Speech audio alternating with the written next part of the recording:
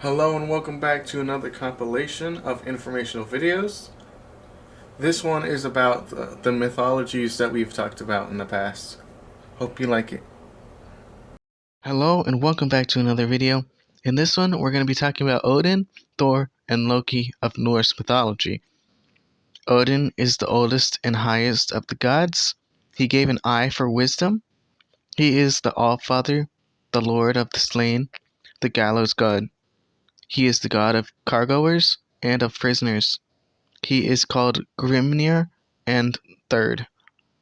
He has two ravens whom he calls Hunin and Munin, which means thought and memory.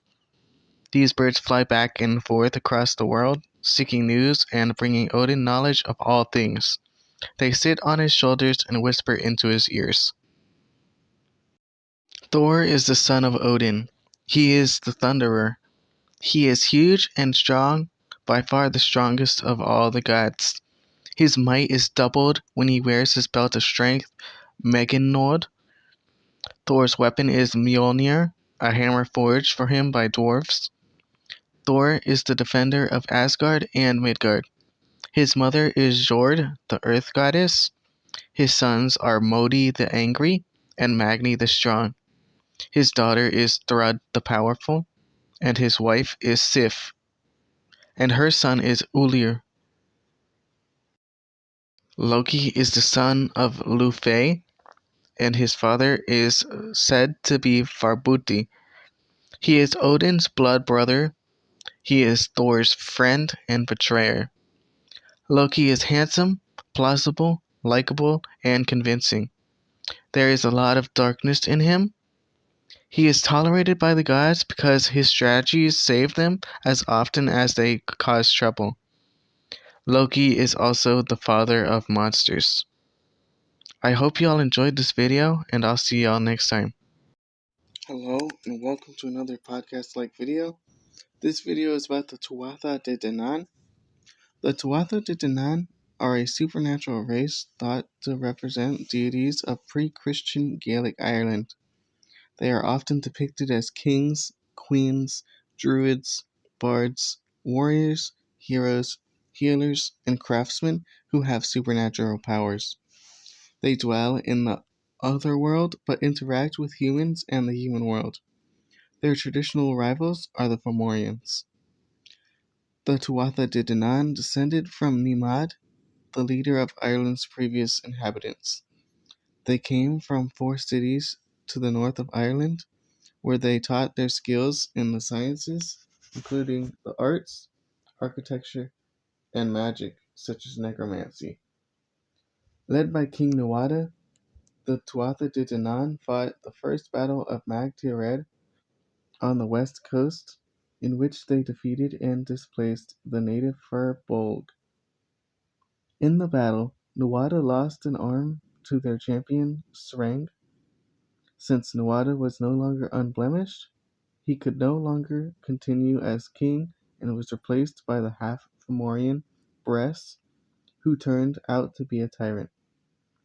The physician Dian Shet replaced Nuada's arm with a working silver one, and Nuada was reinstated as king. However, Micah, who is Dian Shet's son, was dissatisfied with the replacement arm, so he recited the spell Alt Free Halt D and Firth D Feth, or in English, joint to joint and sinew to sinew. This caused flesh to grow over the silver one, and over the course of 9 days and nights. Oh, my bad. This caused flesh to grow over the silver one over the course of 9 days and nights. In a fit of jealous rage, Dian Shet killed his son. Because of Nuada's restoration as leader, Bress complained to his father, L.A.D, who sent him to seek assistance from the Fomorian king Balor. The Tuatha de Danann then fought the second battle of Mag Tíred against the Fomorians. Nuada was killed by Balor's poisonous eye, but Balor was killed by Lu, who then became king of the Tuatha de Danann. Prominent members of the Tuatha de Danann include Dagda, Morrigan, Lugh, Aengus, Bridget, and more. Dagda is an important god as he is portrayed as a fatherly figure, king, and druid. He is associated with fertility, agriculture, manliness, strength, as well as wisdom and druidry. He can control life and death, the weather, crops, time, and the seasons. He is often described as a large bearded man or giant wearing a hooded cloak. He owns either a magic staff, club, or mace of dual nature. It kills with one end and brings life with the other. Dagda's name is thought to mean the great god. Morrigan is described as being the envious wife of Dagda and a shape-shifting goddess. She is mainly associated with war and fate, especially with foretelling doom, death, or victory in battle. She invites warriors to battle and can help bring about victory over their enemies. Morrigan encourages warriors to do brave deeds, strikes fear into their enemies, and is portrayed washing the bloodstained clothes of those fated to die. Morrigan is often described as a trio of sisters Bad, Macha, and Namain. Morrigan is also associated with the land and animals, particularly livestock. She oversees the land, its stock, and its society. Her shape-shifting is an expression of her affinity with the whole living universe. Lugh is portrayed as a warrior, king, master craftsman, and a savior. He is associated with skill and mastery in multiple disciplines, including the arts. Lugh also has associations to oaths, truth, and the law, and therefore with rightful kingship. Lugh instituted an event called the Assembly of Talti. He is said to have invented the board game Fidchel. Aengus was probably originally a god associated with love, youth, summer, and poetic inspiration. He is described as mighty and stern, an expert in arms, a horseman, and a sailor. Bridget is associated with wisdom, poetry, healing, protection, smithing, and domesticated animals. Historians suggest that the goddess Bridget was synchronized with the Christian for Saint Bridget. Dian Shet was the god of healing. He ministered to the injured by soaking them in Solange's well. He also ground medicinal herbs. When questioned on his ability, he boasted that he could mend anyone but the decapitated. Clydna is a queen of the Banshees. In some myths, she is a goddess of love and beauty. She is said to have three colored birds who eat apples from an otherworldly tree and whose sweet song heals the sick people. In Irish mythology, Credhin was the Tuatha de Danann's goldsmith, but he also worked with bronze and brass. He and his brothers Goibniu and Luchtain were known as the Trio de Danann, the gods of art, who forged the Tuatha de Danann's weapons. Goibniu was the metalsmith of Tuatha de Danann. He is believed to be a smithing god and is associated with hospitality. Luchtain was the carpenter or wright of the Tuatha de Danann. He made all of the shields and javelin shafts. The Tuatha de Danann brought four magical treasures with them to Ireland. They are Dagda's cauldron, the spear of Lugh, Leafail, and Glamosalius. The spear of Lugh was said to be impossible to overcome. Leafail, or the stone of fall, means the stone of destiny. It's a stone at the inauguration mound in the hill of Tara in County Meath, Ireland. The Lia Fail is said to roar in joy when the rightful king of Ireland puts his feet on it.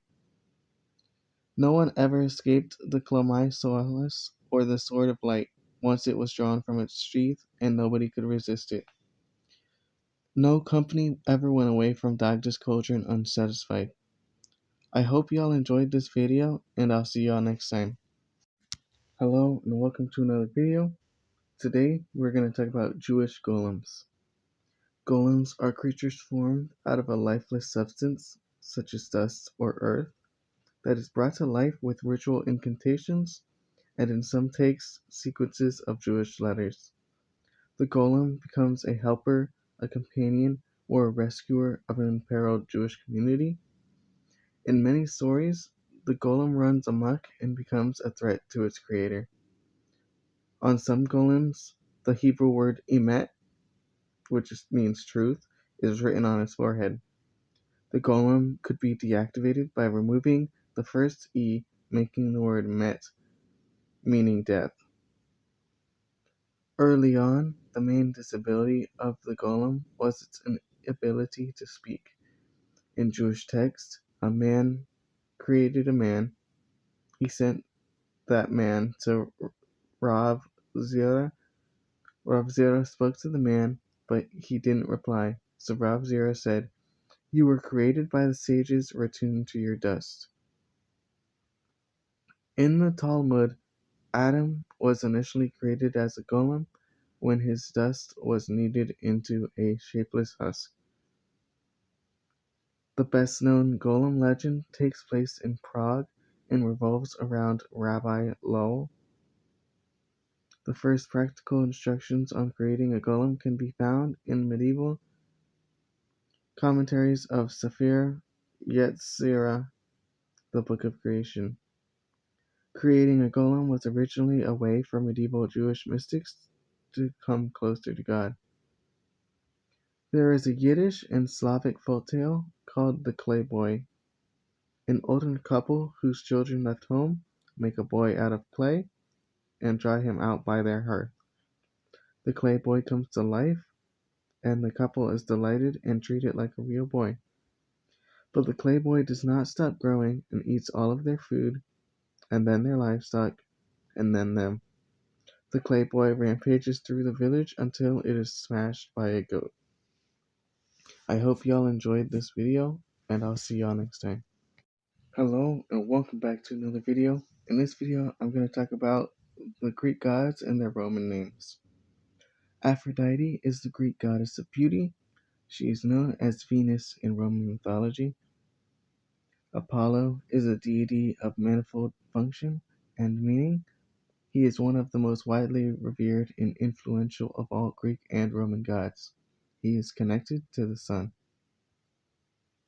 Ares was a war god and the spirit of battle. Unlike his Roman counterpart, Mars, Ares was never very popular. Athena is the city's protector, goddess of war, handicraft, and practical reason. The Romans identified her as Minerva. Artemis is the goddess of wild animals and the hunt. To the Romans, she was Diana. Dionysius, or Bacchus to the Romans, is a nature god of fruitfulness and vegetation. He is also known as the god of wine. Hermes, or Roman god Mercury, is constantly associated with the protection of cattle and sheep, and was also closely connected with deities of vegetation. He also appears to have been called the god of roads and doorways, protector of travelers, and a patron of music. Poseidon was the Greek god of the sea, earthquakes, and horses. His Roman counterpart is Neptune. His weapon and main symbol is the trident. As the god of earthquakes, Poseidon is connected to dry land.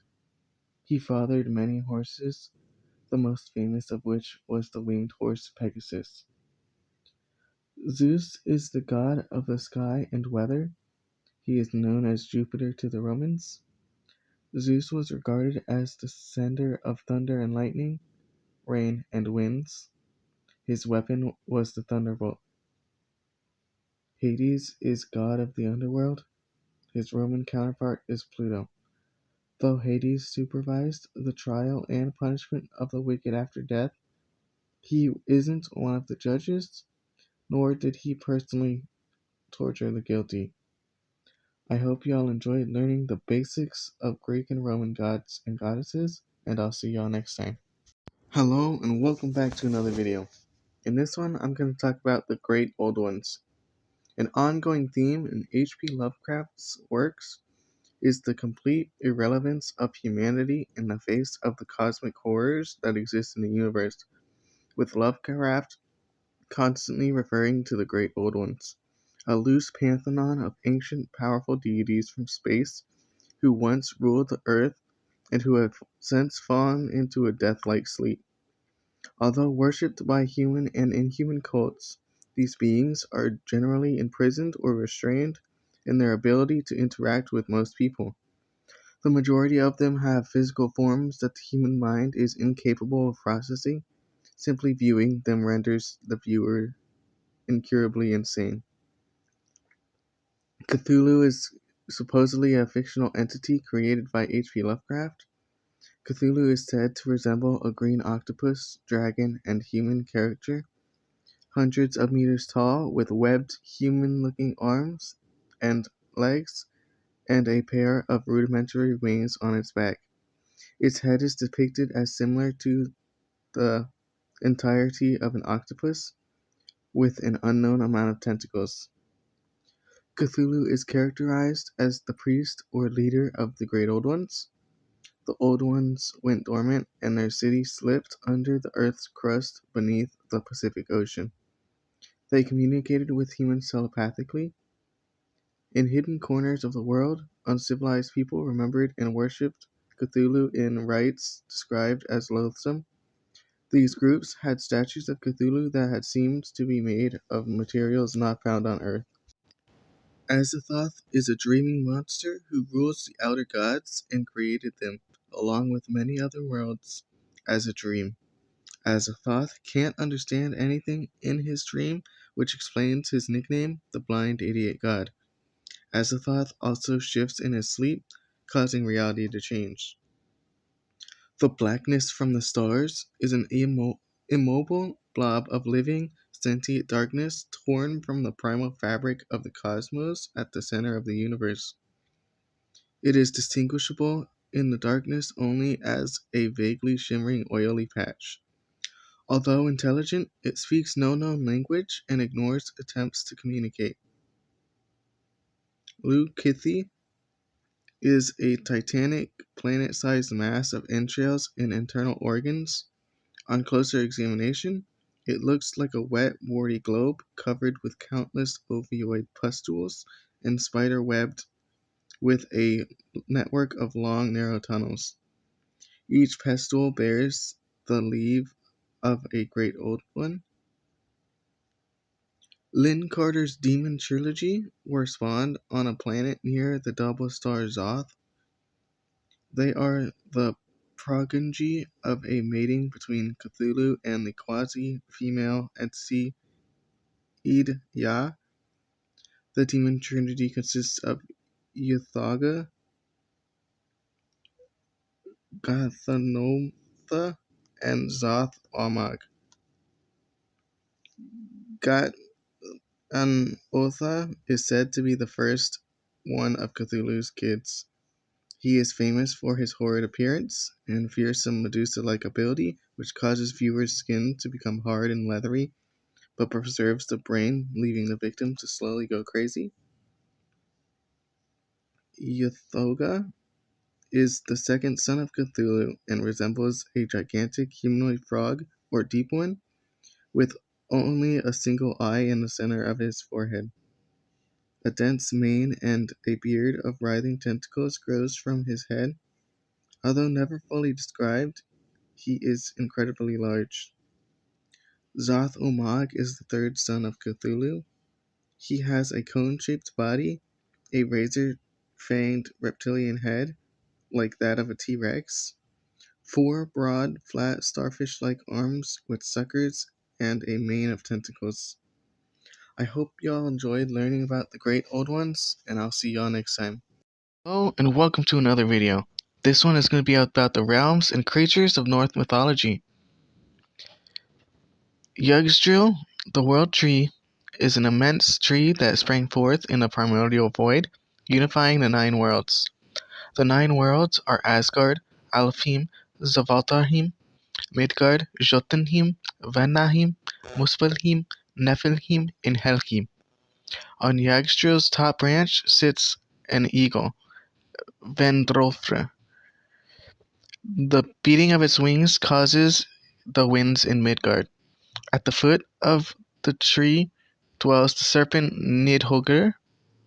It gnaws at the roots while the squirrel Ratatoskr travels between them with insults and messages. Asgard is home to the Aesir, a ruling class of deities that includes Odin and Thor. Asgard is also the location of Valhalla. Alfheim, or on this one, El is the home of the Josafar, light elves ruled by Freya. The elves have been described as more beautiful than the sun. Svartalfheim is the realm of dwarves, a race of master craftsmen and smiths who reside underground, working in the mines and forges. Amongst the artifacts they have forged is Thor's hammer Mjolnir, Freyr's ship Skidbladnir, Odin's ring Draupnir, and Odin's spear Gungnir. Midgard is the realm we reside in. The gods of Asgard travel to Midgard via the Bifrost, a burning rainbow bridge. Jotunheim is the homeland of the giants, the Jotnar. It was here that Odin sacrificed his eye in exchange for wisdom at the well of Mimisbrunner. There isn't much known about Vanaheim other than the fact that it is home of the Vanir, a group of gods that have fought the Aesir. Muspelheim is a realm of fire. The world is ruled by a Jotun named Sutra. Niflheim is a realm of primordial ice.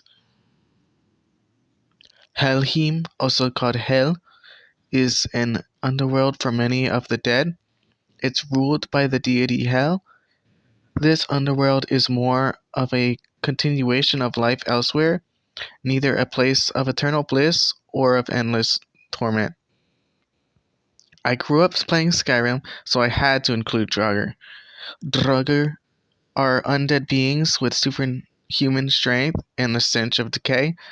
They spend their time protecting the treasures in their graves from robbers. I hope y'all enjoyed this video. I want to leave y'all with a weird but interesting thought I had. There are 9 realms and 9 planets including Pluto. So is there a connection? Think about that, let me know what you think in the comments, and I'll see y'all next time. Hello and welcome back to another video. In this one I'm going to talk about the Fomorians of Irish mythology. The Fomorians are a supernatural race who are often portrayed as hostile and monstrous beings. They are the enemies of the Tuatha de Danann. Originally, the Fomorians seem to have been thought to be malevolent spirits dwelling underwater, but were later portrayed as sea raiders. Chichel Granishos is the earliest mentioned leader of the Fomorians. Tethra ruled Mag Mell after dying in the Second Battle of Mag Tirid.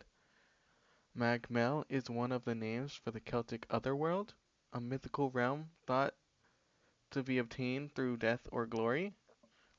Unlike the underworld in some regions, Mag Mell was a pleasurable paradise.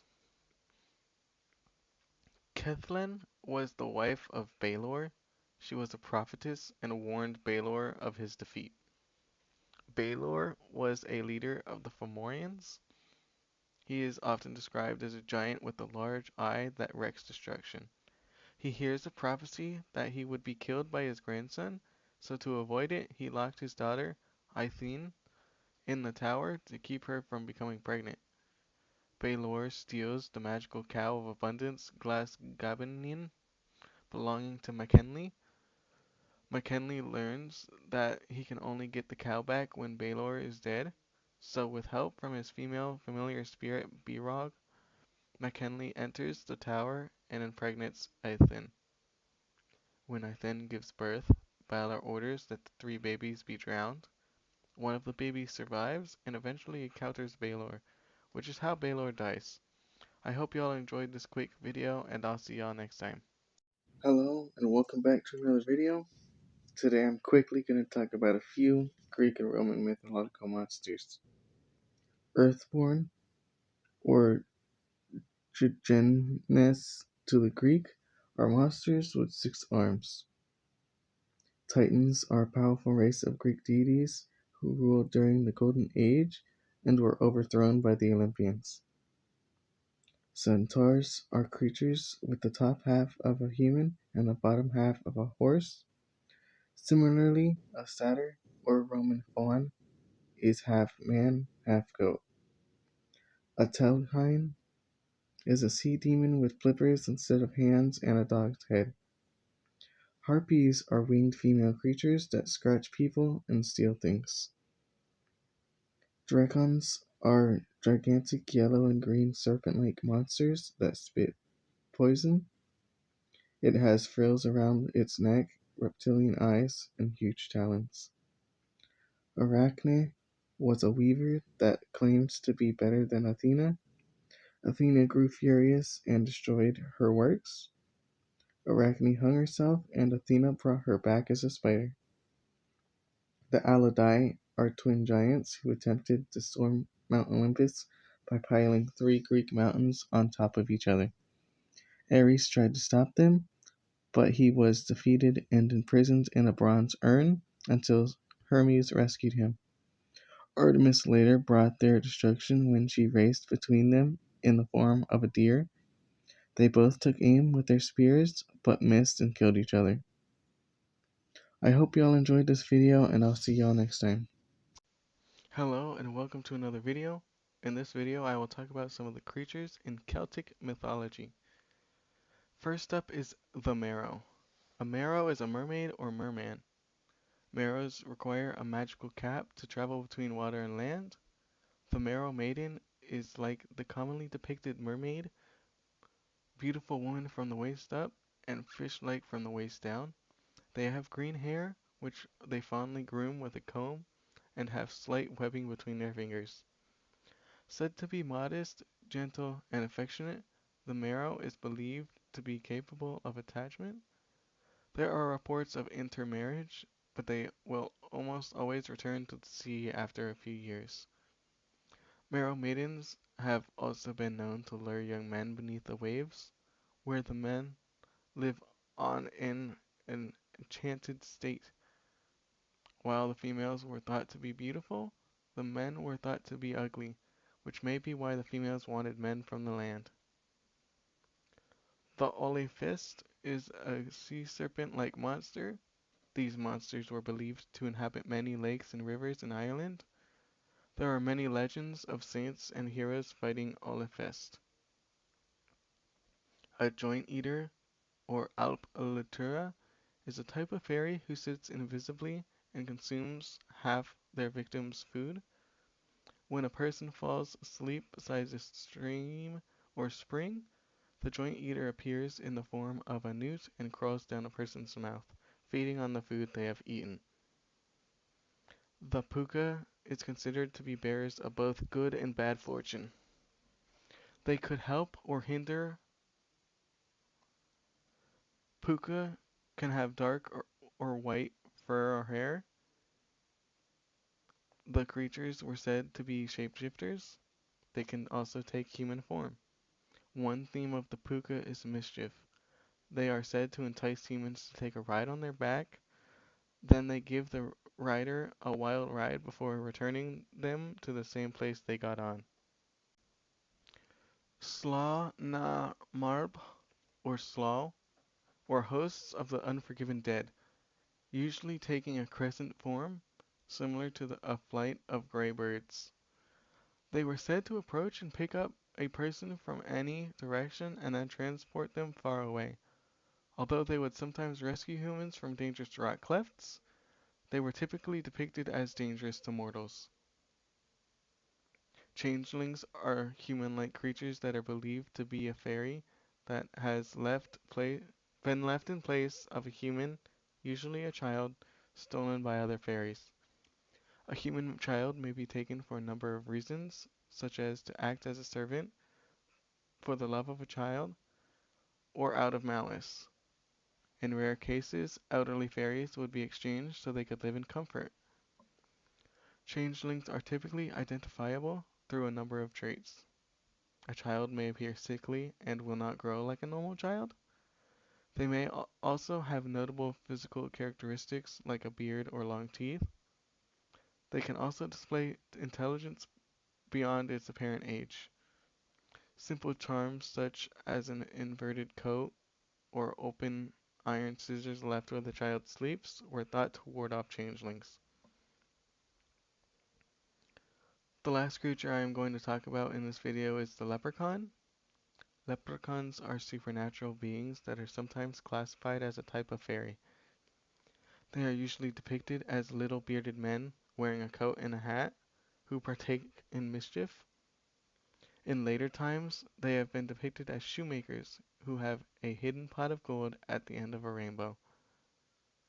The earliest known mention of the leprechaun appears in a medieval tale called the Etra Fergus mac Leti, which translates to the adventure of Fergus, son of Leti. I hope you all enjoyed this video and I'll see y'all next time. Hello guys, welcome back to another video. This one's going to be a quick video about a few of the other Norse deities. Bragi was the god of music, poetry, and wit.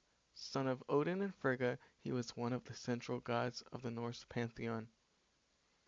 Vidar is the Norse god of vengeance, silence, and resilience. He is the son of Odin and the giantess Gridr. Forseti is the god of justice. Hermod, aka Hermod the Swift, is the messenger of the gods. Tyr is the ancient god of war and lawgiver of the gods. Fulla is the goddess of abundance and service. She's a loyal handmaiden to Frigga. Gefjon is the goddess of unmarried women. Hodr is a blind god associated with winter and darkness. Sol is the goddess of the sun. Dalinger is the god of sunrise. Heimdall was one of the Aesir, watchman of the gods, guardian of Asgard, and ruler of holy places. I hope you guys enjoyed this video and I'll see y'all next time. Hello and welcome back to another video. In this one I'm going to talk about 5 Egyptian symbols, just a little bit about them. The Ankh is one of the most recognizable symbols from ancient Egypt, known as the Key of Life or Cross of Life. It's been dated back to the early dynastic period. It's a cross with a loop at the top. The Ankh is a symbol of life or breath of life, and as the Egyptians believed that one's earthly journey was only part of an eternal life, the Ankh symbolizes both mortal existence and the afterlife. The Eye of Horus is a symbol of protection. Protection and good health are associated with the Eye of Horus. Eye of Horus amulets are thought to have healing powers. Measuring ingredients in medicine preparation is done using the Eye of Horus. Scarab beetles were seen as a sacred symbol. The sun, rebirth, resurrection, and transformation are all represented by the scarab. Hekha and Nehekha represent the power of kingship. Hekha, the crook, means to rule. Nek-hak-ha, the flail, symbolized the king's oppressive authority over his people. Ancient Egyptian writings depict the primordial hill sign as one of the earliest symbols still used today. It is believed to have served as an inspiration for the construction of pyramids. I hope y'all enjoyed this video, and I'll see y'all next time. Hello and welcome back to another video. In this one we're going to quickly go over some Egyptian deities. Amhe is the god in the underworld, devourer of millions and eater of eternity, who lived in a lake of fire.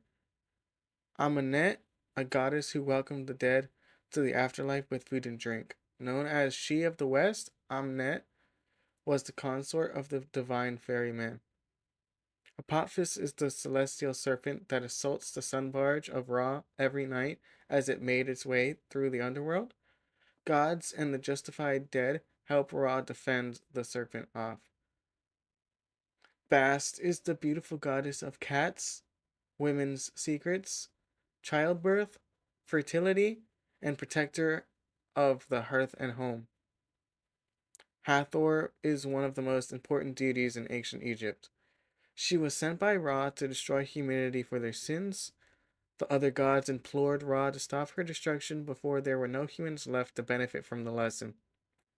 Ra then had a vat of beer dyed red to resemble blood and placed at Den Ira, which Hathor drank. She fell asleep and woke up as the benevolent goddess who was friend to all. Khonshu was the god of the moon. He is depicted as a mummy holding the crook and flail with the Urus and moon disk on his head. Osiris is the lord and judge of the dead. Ra is the great sun god of Heliopolis. The Pyramid of Giza are associated with Ra. Anubis is the god of the dead associated with embalming. Anubis is depicted as a man with the head of a dog or jackal carrying a staff. I hope y'all enjoyed this video and I'll see y'all next time. Hello and welcome back to another video. In this video, I'm going to quickly go over Valhalla and Ragnarok. The people that reside in Valhalla are collectively known as the Harjar. If you fall bravely in battle, the Valkyries, beautiful winged battle maidens that collect the souls of the notable dead, will take you to Valhalla, where Odin will be waiting. You will drink, fight, and feast until Ragnarok, where you will fight alongside the gods. Ragnarok will happen when the gods sleep, except for Heimdall, who will watch, unable to stop what he sees. It will begin in winter, but not an ordinary winter.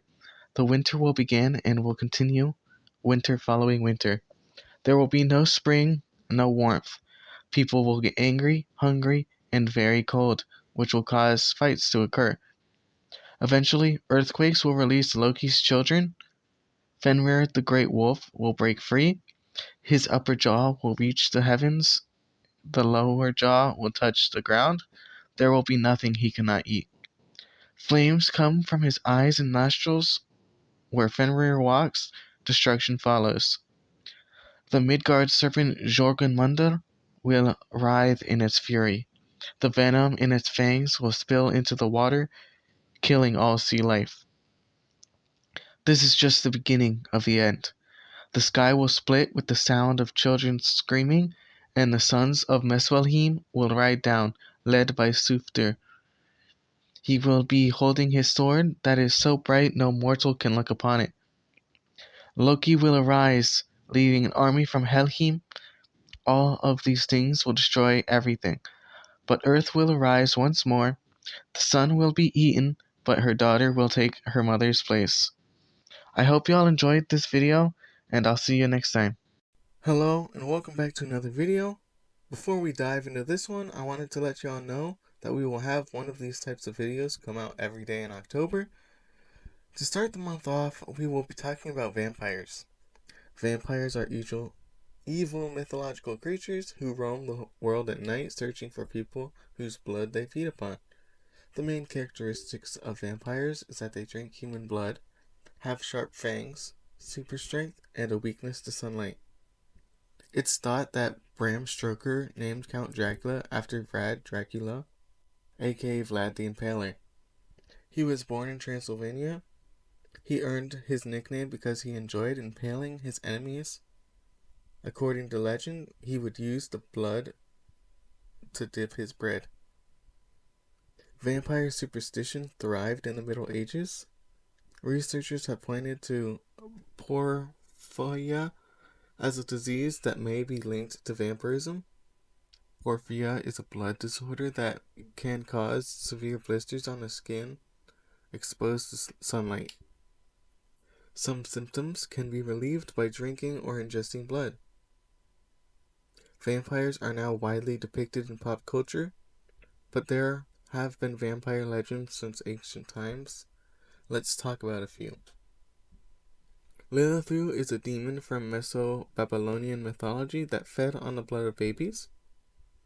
Strix are Greek mythological birds that feed on human flesh and blood. Astriga is a vampiric witch from Albanian folklore that sucks the blood of infants at night, then turns into a flying insect.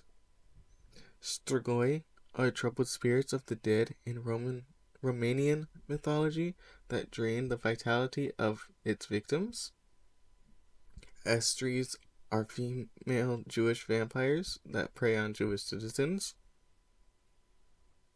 Bahubahan Sith are female vampires in Celtic mythology that seduce their victims before killing them. I hope you all enjoyed this video, and I'll see y'all next time. Hello, and welcome back to another video. In this one, we will very quickly talk about zombies. A zombie is an undead creature that most likely originates from Haitian Vodou. Zombies are usually subordinate to an outside source or to an overwhelming desire. A major turning point in zombie lore was George Romero's Night of the Living Dead in 1968. Zombies are popular in pop culture. From movies and shows to video games, zombies have become a horror staple. I hope y'all enjoy this video, and I'll see y'all next time. Hello, and welcome to another video. In this one, we will talk a little about both the Aztecs and the Mayans. The Maya civilization was one of the most dominant indigenous societies of Mesoamerica. The earliest Maya settlements date around 1800 BC. The earliest Mayans were agricultural, growing crops such as corn, beans, squash, and kavasa. Many cities were surrounded by a large population of farmers. Though they practiced slash and burn agriculture, they also displayed evidence of more advanced farming methods such as irrigation and terracing. Excavations of Mayan sites have unearthed plazas, palaces, temples, and pyramids. The Maya were deeply religious and worshipped various gods related to nature. Guided by their religious rituals, the Maya made significant advances in mathematics and astronomy, including the use of zero and the development of complex calendar systems. The Maya also made paper from tree bark, making books out of this paper. They were also credited with some of the earliest uses of chocolate and of rubber. Descendants of the Maya still live in modern-day Belize, Guatemala, Honduras, El Salvador, and parts of Mexico. The majority of modern-day Mayans live in Guatemala, which is home to Tikal National Park, the site of the ruins of the ancient city of Tikal. Roughly 40% of Guatemalans are of Mayan descent. The Aztecs were a Native American civilization that flourished in Central America from 1325 to 1521. They ruled what is now central and southern Mexico. The basis of Aztec success was their agriculture. Aztec agriculture featured an intensive cultivation of all land possible, as well as elaborate systems of irrigation and reclamation of swampland. Aztec religion takes elements from many other Mesoamerican cultures, most notably the Maya. Prominent in the Aztec pantheon were Huitzilopochtli, god of war, Tonatiuh, god of the sun, Tlaloc, god of rain, and Quetzalcoatl, the feathered serpent. Human sacrifice, particularly by offering a victim's heart to Tonatiuh, was commonly practiced, as was bloodletting. Bloodletting is the practice of removing blood. Closely entwined with Aztec religion was the calendar, on which the elaborate round of rituals and ceremonies were performed by a large professional priesthood. The Aztec calendar was one of the most common in Mesoamerica, and it comprised a solar year of 365 days and a sacred year of 260 days. I hope y'all enjoyed this video, and I'll see y'all next time. Hello, and welcome to another video. In this one, we will be talking about some African folklore creatures.